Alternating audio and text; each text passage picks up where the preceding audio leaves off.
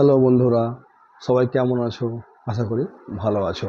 আমার ছোট ছোট শিক্ষার্থী, আমার ছোট ছোট ভাই বোন ও আমার যারা বন্ধু বান্ধব সকলকে শুভেচ্ছা, ভালোবাসা, অভিনন্দন জানাই। সেই সঙ্গে সকলকে আগামী মহালয়া, সামনে তোমরা জানো যে মহালয়া শুরু হচ্ছে এই রবিবারে। মহালয়া পড়ে যাচ্ছে, তারপরে আমাদের কিন্তু পুজো বা শারদীয় উৎসব পড়ে যাচ্ছে। বাঙালির যে বিখ্যাত দুর্গোৎসব সেটা শুরু হয়ে যাচ্ছে। তো তার শুভেচ্ছা, ভালোবাসা, অভিনন্দন জানিয়ে শরতের শুভ্র যে শিউলি তার গন্ধের অভিনন্দন সকলকে জানাই। এবং এই অভিনন্দন জানানোর পাশাপাশি তোমাদেরকে জানিয়ে রাখি, যারা দশম শ্রেণীর শিক্ষার্থী রয়েছে, মাধ্যমিক পরীক্ষার্থী রয়েছে, তোমরা জানো যে তোমাদের ব্যাকরণের পাঠের ব্যাকরণ যে পাঠ রয়েছে বা যে বইটা রয়েছে তোমাদের ক্লাসের জন্য, সেখান থেকে আমি আমার এই চ্যানেলে তোমরা জানো যে আমি কারক এবং সমাস এই দুটো অধ্যায় কিন্তু আমি সম্পূর্ণ ইতিপূর্বে শেষ করে দিয়েছি এবং বিভিন্ন পার্টে কিন্তু আমি তার মানে ভিডিওগুলো প্রকাশ করেছি। কোনোটা 4টে পার্ট, কোনোটা 5টা পার্ট হয়তো হয়েছে। তবে সেক্ষেত্রে যারা এখনও পর্যন্ত দেখোনি এই ভিডিওগুলো, যারা মাধ্যমিক শিক্ষার্থী রয়েছে, তাদেরকে আমি অনুরোধ করব যে তোমরা সময় পেলে অবশ্যই কিন্তু একবার দেখে নিও। তোমাদের কাজে লাগবে, তোমাদের কাজে লাগে ভেবেই কিন্তু ভিডিওগুলো তৈরি করা হচ্ছে বা আমরা পরিশ্রম করছি। কারণ তোমরা জানি যে তোমরা অনেকেই প্রাইভেট টিউশন পড়তে যাও, কারো স্কুল মাস্টার স্কুল রয়েছে, হ্যাঁ, কেউ টেক্সট বই রয়েছে, তোমরা অনেকবার বহুবার পড়েছো। আমি আবারও বলবো, অনেক অনলাইনে তোমরা পড়েছো, অনেকে অনেকে ইউটিউব দেখেও পড়েছো। আমি আরও একবার রিকোয়েস্ট করবো, যদি সময় পাও, যদি তোমাদের মনে হয় যে একবার এনার ভিডিওটা বা এর ভিডিওটা একবার দেখি আমাদের কোনো কাজে আসে কিনা, সেই হিসেবেও তোমাদের সকলকে আমার পক্ষ থেকে সাদর আমন্ত্রণ। সকলেই কিন্তু চেষ্টা করো ভিডিওটা দেখতে, এবং তোমার যারা বন্ধু বান্ধব রয়েছে তাদেরকেও কিন্তু ভিডিওর লিঙ্কটা তোমরা অবশ্যই শেয়ার করে দিও বা চ্যানেলের লিঙ্কটা তোমরা শেয়ার করে দিও। তাতে করে কি হবে, তারাও কিন্তু এর ফল লাভ উঠাতে পারে। অবশ্যই কিন্তু শেয়ার করে দিও। যারা এখনও পর্যন্ত চ্যানেলটাকে সাবস্ক্রাইব করোনি তাদের উদ্দেশ্যে বলি, চ্যানেলটিকে অবশ্যই কিন্তু সাবস্ক্রাইব করে দিও। তোমরা জানো যে চ্যানেলের নাম আর্টস উইথ বিডি। আমি আবার হচ্ছে ARTSWITH BD BD। ইতিপূর্বে নাম ছিল এডুকেশন এক্সক্লুসিভ, কিন্তু বিশেষ কারণবশত আমি আমার চ্যানেলের নাম পরিবর্তন করতে বাধ্য হয়েছি। এডুকেশন এক্সক্লুসিভ ছিল আগে, এখন তার নাম হয়েছে আর্টস উইথ বিডি। তো যারা বললাম সাবস্ক্রাইব করোনি, যদি ভালো লেগে থাকে চ্যানেলটিকে তোমরা অবশ্যই সাবস্ক্রাইব করে দিও। পাশে থাকা বেল আইকনটিকে অন করে দিয়ে নোটিফিকেশনটা অল করে দিয়ে অবশ্যই কিন্তু লাইক করো, শেয়ার করো এবং কমেন্ট করো, বেশি বেশি করে কমেন্ট করো। কমেন্ট করলে কি হয়, কমেন্ট করলে আমরা কিন্তু ভিডিও তৈরি করতে, আরও ভালো ভালো ভিডিও তৈরি করতে আরও উৎসুক হই, বা তোমাদের জন্য আমরা আরও পরিশ্রম করতে উদগ্রীব হই। সেইভাবে তোমরা কিন্তু কমেন্ট করো। যদি খারাপও হয়, আমাদের ভিডিও যদি খারাপও লেগে থাকে, অবশ্যই তোমরা কমেন্টে লিখো যে না, ভালো হচ্ছে না, পড়ানোর ধাঁচ ভালো নয়, হ্যাঁ, বা টেকনোলজির দিক ভালো নয়, অবশ্যই তোমরা জানিও। আর ভালো লাগলে জানিও, যদি খারাপ লাগে আরও বেশি করে জানিও। আমি এটা চাইবো, আমি খারাপ দিকটা জানতে চাই যে কোনখান জিনিসটা আমার খারাপটা হচ্ছে, তবেই কিন্তু আমি আমার খারাপ জায়গাটা শুধরে নিতে চেষ্টা করবো বা শুধরে নেব। তো বন্ধুরা, চলো আজকের যে ভিডিওর মূল পর্ব, সেই মূল পর্বে আমি চলে যাই। হ্যাঁ, যেটা বলছিলাম যে দশম শ্রেণীর শিক্ষার্থী যারা রয়েছে, তারা দেখবে যে আমি আমার এই চ্যানেলে ইতিপূর্বে আমি কিন্তু বিভিন্ন ভিডিও আপলোড করেছি, তোমাদের সামনে নিয়ে এসেছি। কারকের আমি বিশেষ কতগুলো পার্টে আমি আলোচনা করেছি, কারক আমি সম্পূর্ণ শেষ করেছি ধরে ধরে, এবং পরবর্তীতে কিন্তু আমি সমাস অধ্যায়টাও কিন্তু ধরে ধরে শেষ করেছি। তো দেখেছো যে কয়েকদিন পূর্বে বা 2-3 দিন পূর্বে মানে হয়তো আমি আরও কয়েকটা ভিডিও এরকম আপলোড করেছি। সেটা হচ্ছে তোমাদের বাক্য বলে যে অধ্যায়টা, যে বাক্য পরিবর্তন বা বাক্য যে অধ্যায়টা রয়েছে, সেই অধ্যায়টা কিন্তু আমি বিশেষভাবে পরিবর্তন করেছি। তোমরা হয়তো দেখে থাকবে। মানে পরিবর্তন বলছি, একটু ভুল হয়েছে। আমি আমার চ্যানেলে দুটো ভিডিও আপলোড করেছি, পার্ট 1 পার্ট 2, বাক্য বাক্য পরিবর্তন। একটা ওই মানে পার্ট 2 সম্ভবত, ওটাই আমি সম্ভবত তোমার সরল থেকে বাক্য মানে জটিল, জটিল থেকে যৌগিক কীভাবে করতে হয় বাক্য পরিবর্তন, সেইগুলো মানে গঠনগত দিক নিয়ে আলোচনা করেছি। এখনও কিন্তু আমি আর একটা যে ভাগ রয়েছে সেগুলো নিয়ে আমি আলোচনা করিনি, মানে ওই নির্দেশক থেকে বিবৃতিসূচক, প্রশ্নসূচক, ওইগুলো এখনও পর্যন্ত আলোচনা করা হয়নি। খুব শীঘ্রই কিন্তু ওই ভিডিওটাও আমরা এই চ্যানেলে আপলোড করার চেষ্টা করব। তো তোমাদের টেস্ট পরীক্ষা এবং মাধ্যমিক পরীক্ষা ফাইনাল তোমাদের হাতে কিন্তু বেশি সময় নেই, তাই পুজোয় তোমরা কিন্তু অবশ্যই ঘুরবে, অবশ্যই আনন্দ করবে, কিন্তু সেই সঙ্গে একটু আধটু পড়াশোনাও চালিয়ে যাও। একেবারে ডিটাচ হয়ে গেলে, মানে তুমি যদি পড়াশোনা থেকে একেবারে ডিটাচ হয়ে যাও বা ছেদ পড়ে যায় না, ওই ছেদটা আর মেটানো যাবে না, বা পরবর্তীতে কিন্তু পড়াশোনার মনটা বসে না।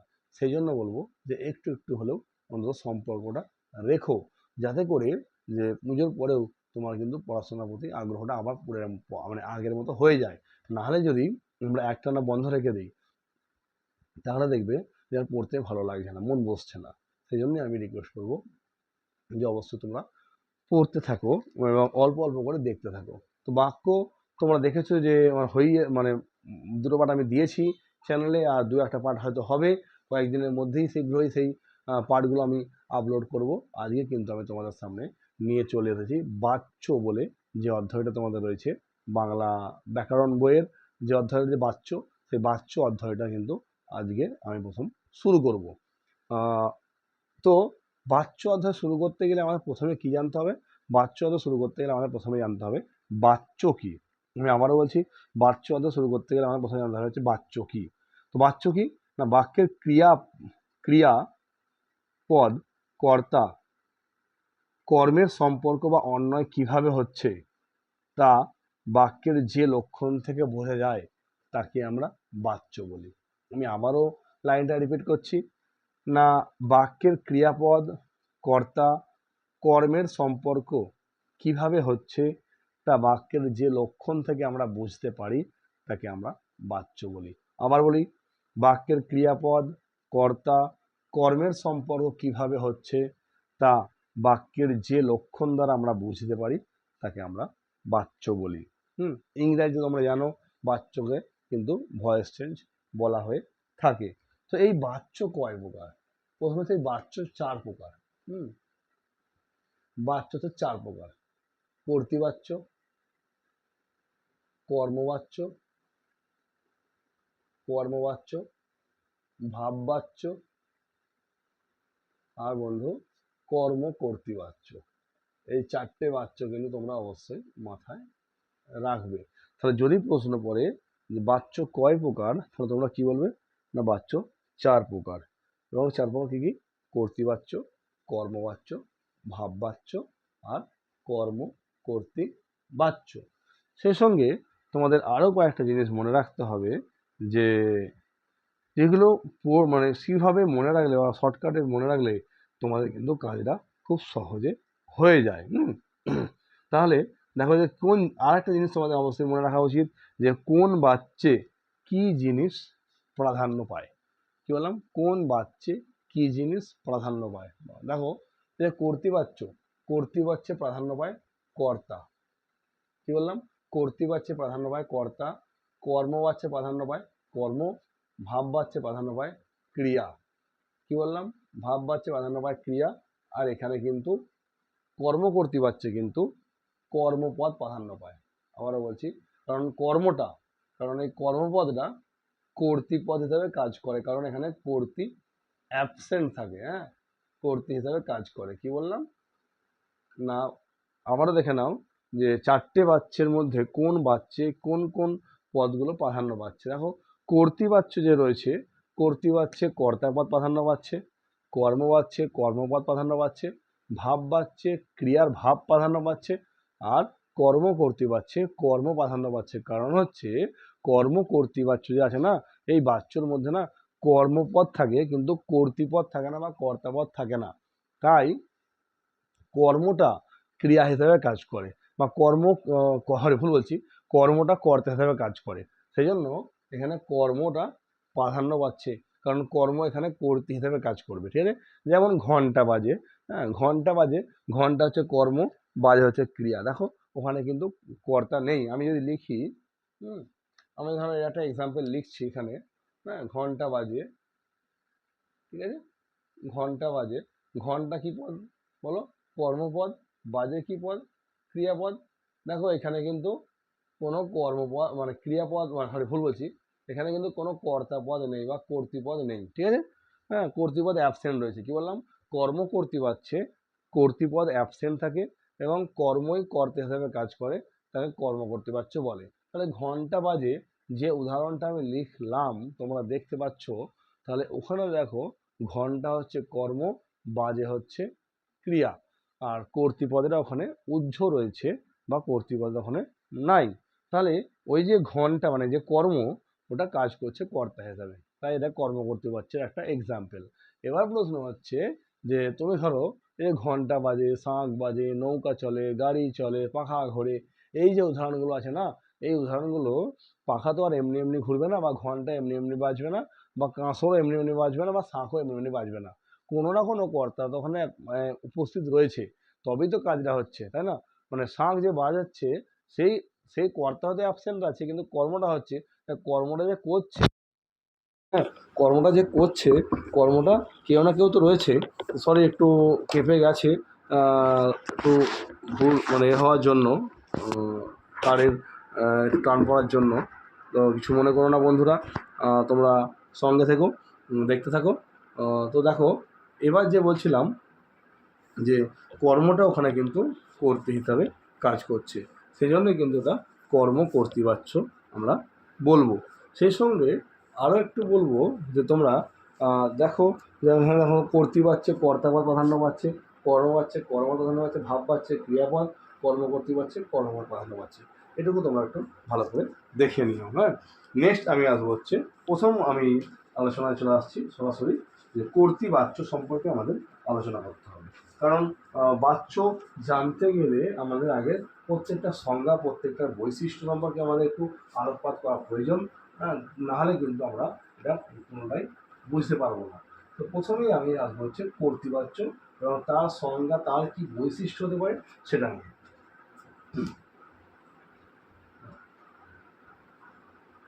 প্রথমে আমি এলাম কর্তৃবাচ্য নিয়ে। তো আমাকে প্রথমেই জানতে হবে হচ্ছে কর্তৃবাচ্যের বৈশিষ্ট্য কী।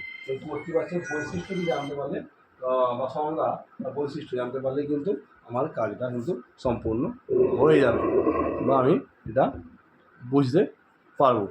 তো একটু এক মিনিট তোমরা একটু অপেক্ষা করো, আমি আসছি। তো কর্তৃবাচ্য আগে আমরা সংজ্ঞাটা জানি না। যে বাচ্চে কর্তা প্রধান, ক্রিয়াপদ কর্তার অনুগামী হয়, তাকে কর্তৃবাচ্য বলে। কি বললাম?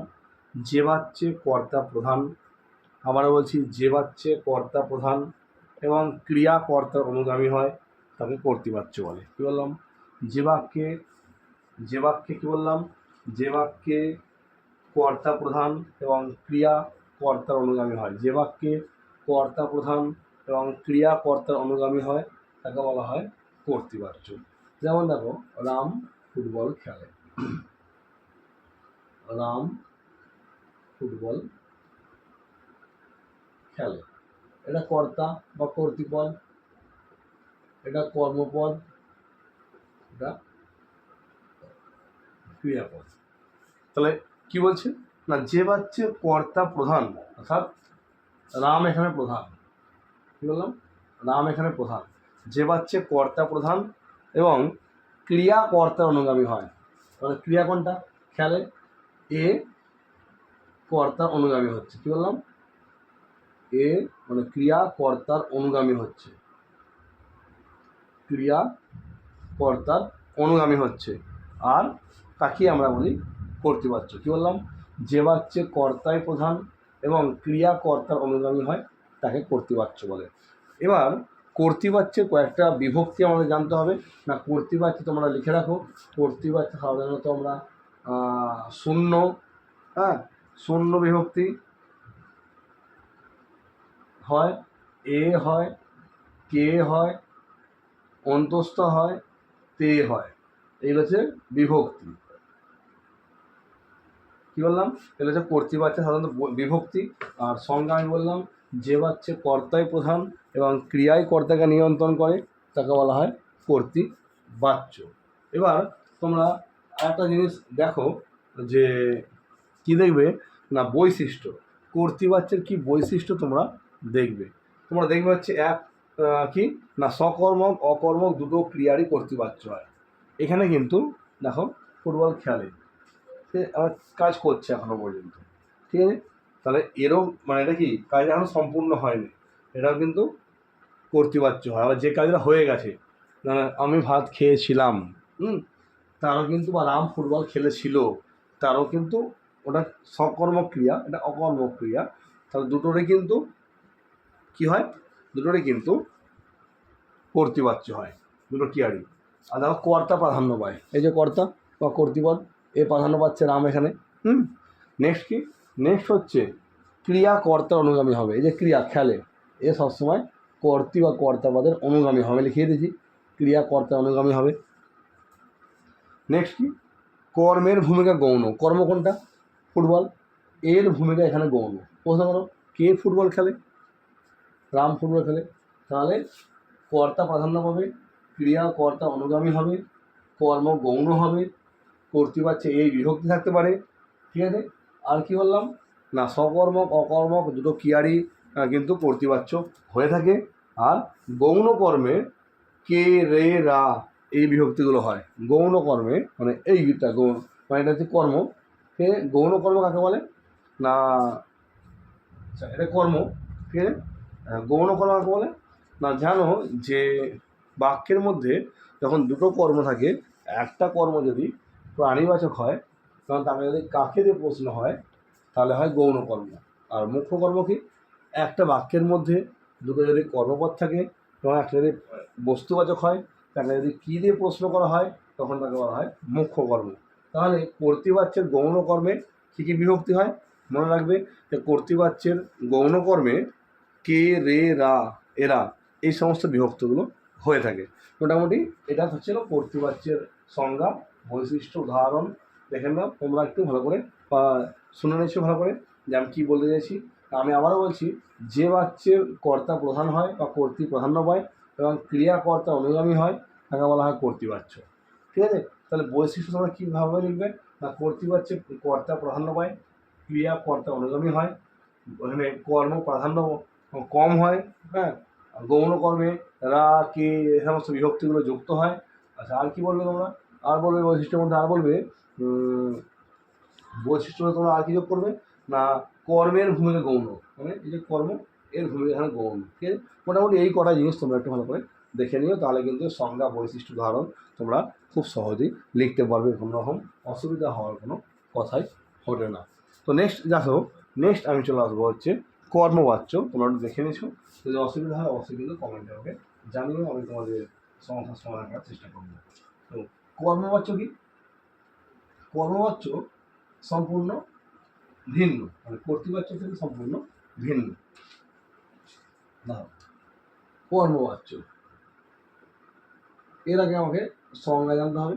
সংজ্ঞা কি, সংজ্ঞা বলছে যে মুখ্য, মানে কর্ম মুখ্য, ঠিক, কর্ম মুখ্য, কিন্তু কর্তা অপেক্ষা কর্মের সঙ্গে ক্রিয়ার মূল যোগ। কী বললাম এখানে, মানে কর্মবাচ্যে যেহেতু কর্মপদ প্রাধান্য পায় সেহেতু কর্মপদ এখানে প্রধান হিসাবে ভূমিকা পালন করবে এবং কর্তা তুলনায় কর্মের সঙ্গে ক্রিয়ার যোগ হবে।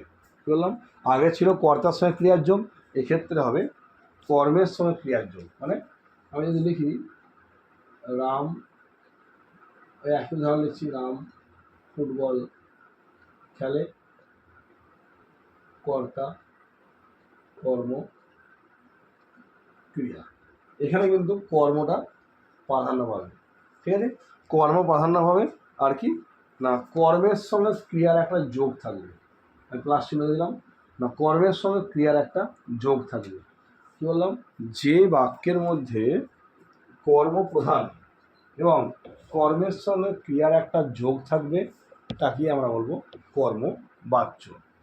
এবার হচ্ছে কর্মবাচ্যের কী কী বৈশিষ্ট্য সেটা আমাকে একটু জানতে হবে, তাহলে কিন্তু আমাদের কাজটা সম্পূর্ণ হবে। দেখো কর্মবাচ্যের কী কী বৈশিষ্ট্য না, কর্মবাচ্যের বৈশিষ্ট্য হচ্ছে, দেখো এখানে কর্ম প্রাধান্য পায়, একটা বৈশিষ্ট্য গেল। দু নম্বর বৈশিষ্ট্য কি, দু নম্বর বৈশিষ্ট্য হচ্ছে কর্মের সঙ্গে ক্রিয়ার একটা যোগ থাকবে, আমি ক্লাস চিহ্ন অলরেডি দিয়ে দিয়েছি, কর্মের সঙ্গে ক্রিয়ার একটা যোগ থাকবে। তিন নম্বর কি বৈশিষ্ট্য, তিন নম্বর বৈশিষ্ট্য হচ্ছে না, কর্মে বিভক্তি শূন্য হয়, মানে এখানে দেখো কোনো বিভক্তি নেই, ফুটবল শূন্য বিভক্তি, এর সঙ্গে কোনো একা ওকা রা এ তা কিছু আর যোগ নেই, তাহলে কর্মবিভক্তি শূন্য হয়, কর্ম প্রাধান্য পায়, কর্মের সঙ্গে ক্রিয়াটা যোগ থাকে। আর কি না, আর হচ্ছে অবশ্যই কর্তার পরে দ্বারা দিয়া কর্তৃক অনুসর্গ যুক্ত হবে। হ্যাঁ, দ্বারা দিয়া কর্তা অনুসর্গ, মানে এটা তোমাদের অ্যাকচুয়ালি বাক্যটা দেওয়া রয়েছে কি, বাক্যটা দেওয়া রয়েছে কর্তৃবাচ্যে, এই বাক্যটা কিন্তু কর্তৃবাচ্যে দেওয়া রয়েছে। ওকে, কিন্তু আমি যখন কর্মবাচ্যে করবো না ট্রান্সফার, তখন কিন্তু একটু অন্য হবে। যখন কর্মবাচ্যে আমি ট্রান্সফারটা করবো তখন কিন্তু এইভাবে হবে। দেখো, রামের দ্বারা ফুটবল খেলা হয়। এবার দেখো, রামের দ্বারা ফুটবল খেলা হয়, আমি কি বলেছি না, কর্মবাচ্যের বৈশিষ্ট্য কি, একটা বললাম কর্ম প্রাধান্য পায়, কর্মই ক্রিয়া সঙ্গে যোগ থাকে বলেছি। এবার দেখো, এটা কর্তা, কর্তার পরে কী বলছি, দ্বারা দিয়া কর্তৃক একটা অনুসর্গ থাকবে, তোমরা একটা অনুসর্গ খুঁজে পেয়েছো দ্বারা, ঠিক আছে। আর আর কীভাবে, আর হচ্ছে দেখো, এই যে খেলে ক্রিয়া, ক্রিয়া একটা আ প্রত্যয় যোগ হয়েছে, খেলা আ, ঠিক আছে, ক্রিয়ায় একটা আ প্রত্যয় যোগ হয়েছে, পেয়েছো বৈশিষ্ট্যের মধ্যে। আচ্ছা, আর তোমরা কি দেখবে, আর দেখবে হচ্ছে না, দেখা গেছে অনেক সময় কে রে এর বিভক্তি কিন্তু যোগ হয়, কে রে এর বিভক্তিও কিন্তু যোগ হতে পারে। আমি আবারও একবার সম্পূর্ণটাই বলে দিচ্ছি, তোমরা একটু ভালো করে শোনো। যে বাক্যে কর্ম প্রাধান্য পায় এবং কর্মের সঙ্গে ক্রিয়ার একটা যোগ থাকে তাকে কর্মবাচ্য বলে। তাহলে বৈশিষ্ট্য আমরা কী বলতে পারি, বৈশিষ্ট্য আমরা বলতে পারি না, কর্মবাচ্যে কর্ম প্রাধান্য পায়, কর্মের সঙ্গে ক্রিয়ার একটা যোগ থাকে, কর্তার পরে কর্তার সঙ্গে র বা এর বিভক্তি যোগ হয়, কিন্তু কর্তার পরে দ্বারা দেওয়া কর্তৃক অনুসর্গ যোগ হতে পারে বা যোগ হয়। আমি এখানে পড়েছি দ্বারা, কর্তার পরে দ্বারা দেওয়া কর্তৃক অনুসর্গ যোগ হয়। ক্রিয়া, ক্রিয়ায় একটা আবিভক্তি যোগ হয়। হ্যাঁ, দেখো করেছি আমি আ, হ্যাঁ, ক্রিয়াটা আবিভক্তি যোগ করেছি আমি, বা কি বলবো, আপ্রত্যয়, ভুল বললাম, আপ্রত্যয় আমি যোগ করেছি ক্রিয়ায়, ঠিক আছে, আপ্রত্যয় আমি যোগ করেছি। আর অবশ্যই দেখো লাস্টে হওয়া ধাতু ওয়ার্ড এসছে, লাস্টে একটা হওয়া ধাতু ওয়ার্ড এসছে।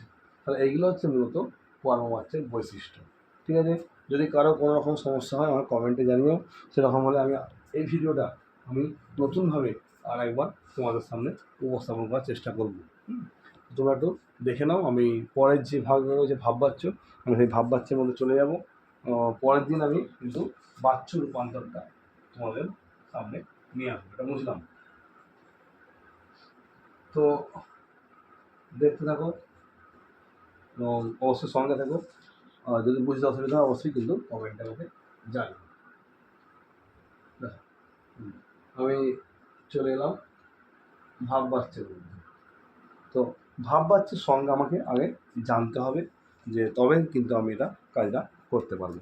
ভাববাচ্যের সংজ্ঞা কি, যে বাচ্চে ক্রিয়া বাক্যের মধ্যে প্রধান ভূমিকা নেয়। আমি আবার বলছি, যে বাচ্চে ক্রিয়া প্রধান ভূমিকা নেয়, যে বাচ্চে ক্রিয়া প্রধান ভূমিকা নেয়, আমি আবারও বলছি, রিপিট করছি, যে বাচ্চে ক্রিয়া প্রধান ভূমিকা নেয় তাকে আমরা ভাববাচ্য বলি, ঠিক আছে।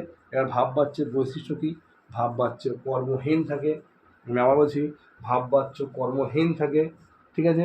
হ্যাঁ, আচ্ছা, আর কি, কর্তা উহ্য থাকতে পারে, কর্তা উহ্য থাকতে পারে, বা যদি কর্তা থাকে তার সঙ্গে র এর এই সমস্ত বিভক্তি যোগ থাকে।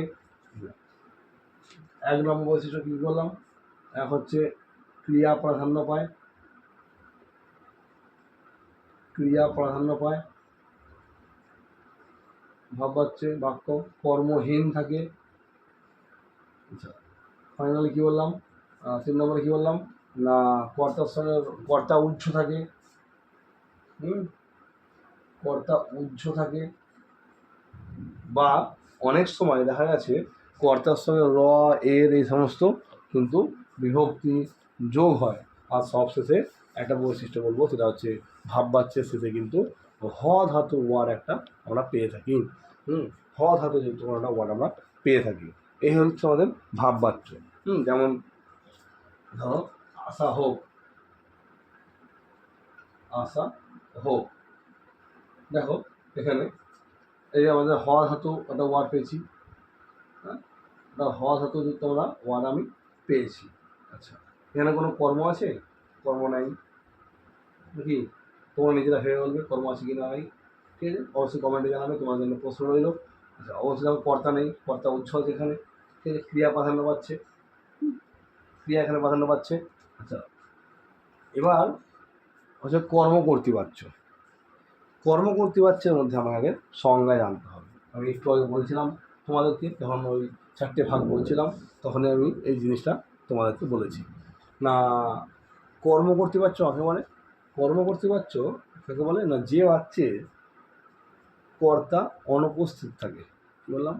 যে বাচ্চে কর্তা অনুপস্থিত থাকে এবং কর্তা কর্মের কাজ করা। কী বললাম? যে বাচ্চে কর্তা অনুপস্থিত থাকে এবং কর্মপদ কর্তা হিসেবে কাজ করে। আমি আবার বলছি, যে বাচ্চে কর্তা অনুপস্থিত থাকে এবং কর্মপদ কর্তা হিসাবে কাজ করে তাকে কর্মকর্তৃবাচ্য বলে। যেমন নৌকা চলে, গাড়ি চলে, পাখা ঘোরে, ঘন্টা বাজে, শাঁখ বাজে ইত্যাদি। তো পার্টিকুলারলি এই ছিল 4টে তোমাদের মূলত বাচ্যর যে সংজ্ঞা, বৈশিষ্ট্য এগুলো। হ্যাঁ, তো কর্মকর্তৃবাচ্যের বৈশিষ্ট্য বলতে গেলে আমাদেরকে 2-3টে বৈশিষ্ট্য আমাদের একটু মনে রাখতে প্রয়োজন বলে মনে করি। সেই 2-3টে বৈশিষ্ট্য কি না, এক হচ্ছে ক্রিয়াপদকে কে বা কী দিয়ে প্রশ্ন করলে যে উত্তর পাই। কী বললাম? ক্রিয়াপদকে কে বা কী দিয়ে প্রশ্ন করলে একই উত্তর পাই। 1 নম্বর বৈশিষ্ট্য কি, ক্রিয়াপদকে কে বা কী দিয়ে প্রশ্ন করলে একই উত্তর পাই।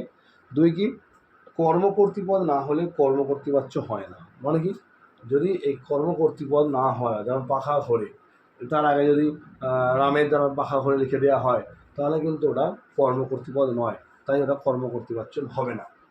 কিন্তু যদি শুধু পাখা ঘোরে, মানে পাখা ঘোরে যদি কথাটা বলি, তাহলে কিন্তু ওটা কর্মকর্তৃপদ। আর এই মনে রাখবে তোমরা বারে বারে যে কর্মকর্তৃপদেরই কিন্তু কর্মকর্তৃবাচ্য হয়। আমি আবার বলছি, কর্মকর্তৃপদেরই কিন্তু কর্মকর্তৃবাচ্য হয়। আবার রিপিট করি, কর্মকর্তৃপদেরই কিন্তু কর্মকর্তৃবাচ্য হয়ে থাকে। আর লাস্ট যে বৈশিষ্ট্য তোমরা মনে রাখবে সেটা হচ্ছে যে কর্মকর্তৃবাচ্যের ক্রিয়ার রূপ। আবার বলছি, কর্মকর্তৃবাচ্যের ক্রিয়ার রূপ কেবল কর্তৃবাচ্যের সর্বদা প্রথম পুরুষ হয়। কর্মকর্তৃবাচ্যের ক্রিয়ার রূপ, কর্মকর্তৃবাচ্যের ক্রিয়ার রূপ কিন্তু সর্বদা কর্তৃবাচ্যের প্রথম পুরুষ হয়। হ্যাঁ, কর্মকর্তৃবাচ্যের ক্রিয়ার রূপ, কর্মকর্তৃবাচ্যের ক্রিয়ার রূপ কেবল কর্তৃবাচ্যের প্রথম পুরুষ হয়। এই কটা জিনিস তোমরা একটু ভালো করে মাথার মধ্যে রেখো। এবং অবশ্যই তোমরা তোমাদের মানে বাংলা যে ব্যাকরণ বইটা তোমাদের স্কুল থেকে দেওয়া হয়েছে, অনেকে রেফারেন্স অন্য লেখকের বই কিনেছো, তোমরা একটু ভালো করে দেখো। তাহলে কি হবে, তাহলে তোমরা কিন্তু খুব সহজেই জিনিসটা বুঝতে পারবে। এবং অবশ্যই তোমাদের গৃহশিক্ষক রয়েছেন, তোমার প্রাইভেট টিউশন করতে যাও, তো স্কুলে তোমরা দেখেছো স্যাররা কীভাবে পড়িয়েছে, এবং বিভিন্ন অনলাইন তোমরা দেখেছো যে অনলাইন ভিডিওতে বা ইউটিউবে বা অন্যান্য জায়গাতে তোমরা এই জিনিসটা সম্পর্কে দেখেছো। তাই যদি কোনো রকম তাও বুঝতে অসুবিধা হয়, যদি ভালো লেগে থাকে আমার এই চ্যানেলটিকে বা আমার এই ভিডিওগুলিকে, তাহলে তোমরা অবশ্যই কিন্তু আমার এই ভিডিওগুলো দেখতে থাকো। আর যদি ভালো লাগে অবশ্যই চ্যানেলটিকে বা ভিডিওটিকে অবশ্যই এটি মানে লাইক করে দিতে ভুলো না। অবশ্যই কিন্তু শেয়ার করো, বন্ধুদের মধ্যে কমেন্ট করো, লাইক করো, শেয়ার করো। যারা এখন সাবস্ক্রাইব করো না তারা অবশ্যই সাবস্ক্রাইব করে দেবে চ্যানেলটিকে। আর কমেন্ট করলে কিন্তু আমরা আরও উৎসাহিত হয়ে নতুন নতুন ভিডিও আমরা তোমাদের সামনে এই চ্যানেলের মধ্য দিয়ে আমরা আপলোড করব, যাতে করে তোমাদের আগামী দিন যে মাধ্যমিক পরীক্ষা আসছে বা টেস্ট পরীক্ষা আসছে তাতে যাতে তোমাদের কোনো রকম কোনো অসুবিধার সৃষ্টি না হয়, তার জন্য কিন্তু আমাদের এই পরিশ্রম। আর আমাদের এই পরিশ্রমে যদি তোমরা অংশগ্রহণ হয়ে তোমাদের যদি সফল হও তাতে আমাদেরও খুব ভালো লাগবে। এবং আমরা অন্তত মনে করব যে তুমি বা তোমরা যারা মন দিয়ে ভিডিওগুলো দেখছো, যে তোমরা আমাদেরও একটা অংশের পার্ট বলা যায়। তো সেই থেকে বলবো যে পরিশ্রম করতে থাকো, পরিশ্রম বিনা সফলতা পাওয়া যায় না। যত পরিশ্রম করবে তত কিন্তু তোমার মধ্যে সেই জিনিসটা সম্পর্কে আরও জ্ঞান বৃদ্ধি পাবে। এবং জানো যে অঙ্কে যেমন প্র্যাকটিসের বিষয়, বাংলা ব্যাকরণ, ইংলিশ ব্যাকরণ প্র্যাকটিসের বিষয়, প্রত্যেকটা বই কিন্তু প্র্যাকটিসের বিষয়। সবটাই পড়তে হবে, এবং না পড়লে কিন্তু তোমাদের মনে রাখার ক্ষমতা কমে যাবে।